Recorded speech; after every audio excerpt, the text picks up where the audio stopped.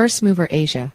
NFTs have a digital first sale problem. Also, short interest is rising on China tokens while Bitcoin treads water just above $23,000. Good morning. Here's what's happening. Prices. Crypto is once again becoming the domain of short sellers. Insights. Interpretations of copyright law around the principle of digital first sales are stuck in the Napster era and haven't caught up to blockchain. Prices. China tokens lead declines as Asia opened for business on the first day of March. A number of China tokens were squarely in the red. Web3 ecosystem token NEO, which is part of China's national blockchain service network, is down approximately 8%. Conflux's CFX token, which is unique as its token is used by China dapp developers, is down 5%.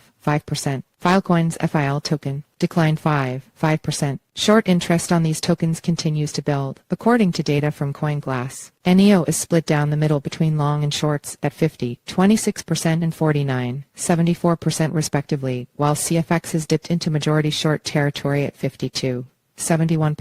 Filecoin's FIL, for its part, is nearly even. Meanwhile, Bitcoin and Ether are also beginning the day in the red. Bitcoin is opening the business day in Asia at $23,141, down 3%, while Ether is at $1,607, down 4%. CoinGlass data shows a nearly even split between longs and shorts for Bitcoin and Ether. Traders might be looking to initial jobless claim numbers, scheduled to be released Thursday, for guidance. At the same time, there's still a concern about a lack of market liquidity causing stakeholders to be worried about everything from price swings to delayed token launches. All eyes will be on Bitcoin to see if it can push back and maintain $25,000 or if we are going back to $20,000. Insights. NFTs digital first sale problem. Like many things in crypto, the law hasn't caught up to the speed at which the industry moves. That includes copyright law. Based on a current but outdated reading of the law, the entire secondary market for non-fungible tokens (NFT) is illegal, and the original creators of the NFTs could, based on how the law is currently understood, invalidate the entire secondary market. All because of something called the first sale doctrine and the current lack of a digital counterpart. Why is there no digital counterpart? Because the court's understanding of technology is stuck in the Napster era.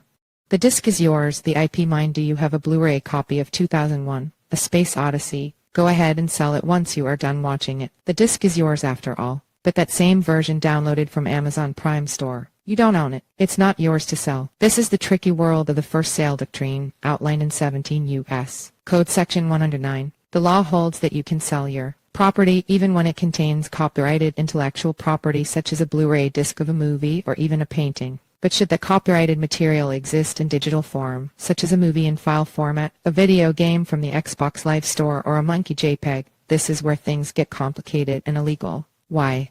Because courts think there's no effective way to transfer a copyrighted digital file from one party to another while ensuring the original is deleted, therefore the file isn't reproduced, rather than just transferred. Writing in the Wake Forest University Journal of Business and Intellectual Property Law, Joshua Durham explores the intersection of NFTs and the principle of digital first sale, a legal framework that was heavily debated during the turn-of-the-century days of Napster but now is in need of an update. Central to the debate over the digital right of first sale is the exhaustibility of files. When you sell a Blu-ray or a book to someone, they have the sole ability to enjoy it. But with computer files, there is no concept of ownership. You are simply given a license to use it, and courts haven't gotten comfortable with confirming that a file is deleted on the first user's computer. After all, files aren't exhaustible. They can be copied an infinite amount of times, or in crypto parlance, double spent. Durham highlights that the U.S. Copyright Office would not allow for a principle of digital first sale because it would have required a mechanism to ensure confirmation of the deletion of the sender's copy or some form of automatic deletion. This is why digitally purchased movies and games come wrapped in digital rights management software that controls how you can use the file.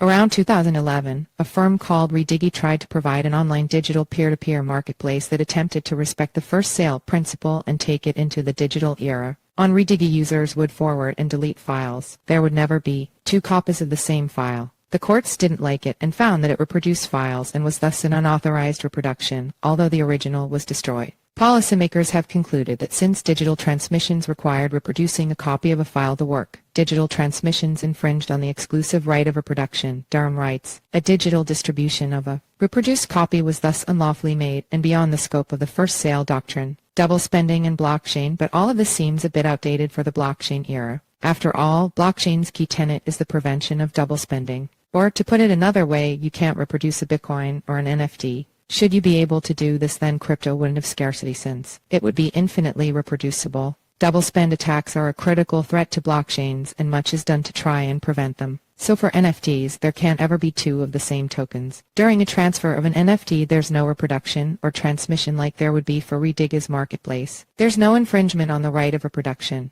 This is something that's only possible with blockchain. Before, we were just sending copies of the file, which wouldn't qualify for protection under the first sale doctrine. Any unscrupulous NFT creator may invalidate all secondary sales of their NFTs through the outdated reading of Section 109 Durham rights. After all, they didn't authorize the sale. In a direct reading of the law, it would be similar to Apple going after someone selling copies of songs they have obtained from iTunes. Of course, this isn't going to happen. NFT creators expect and almost always want a lively secondary market, but it's a case of the law not catching up to the times. On one hand, blockchain technology satisfies all the problems prior cases have identified with the nature of digital first sales. It's just that there needs to be clarification from the courts, so there's no monkey business. Important events: ETH Denver 2020, 3:12 p.m.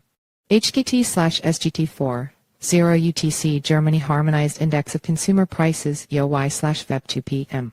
HKT/SGT6 0 UTC United States ISM Manufacturing PMI Feb CoinDesk TV. In case you missed it, here is the most recent episode of First Mover on CoinDesk TV. Coinbase to suspend Binance USD stablecoin. Bitcoin hovers near $23. 5K. Coinbase will suspend trading of Binance USD bust starting March 13 because the stablecoin doesn't meet its listing standards, the U.S. cryptocurrency exchange announced in a tweet Monday. Lumida CEO and co-founder Ram Aluwalia shared his reaction. Separately, Forbes reported that Binance moved $1.08 billion of collateral meant to back its customers' stablecoins to hedge funds last year.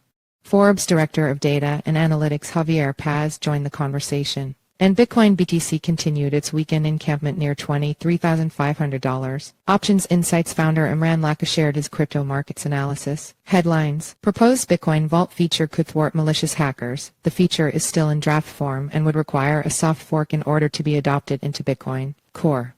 The future of crypto markets will be driven by developments in the East. Crypto investors need to keep an eye on geopolitical shifts playing out on the regulatory landscape, specifically some upcoming changes in Asia. Goldman Sachs says it's open to adding staff to digital assets team. Bloomberg: The investment bank's tokenization platform was used by Hong Kong to sell digital bonds last week.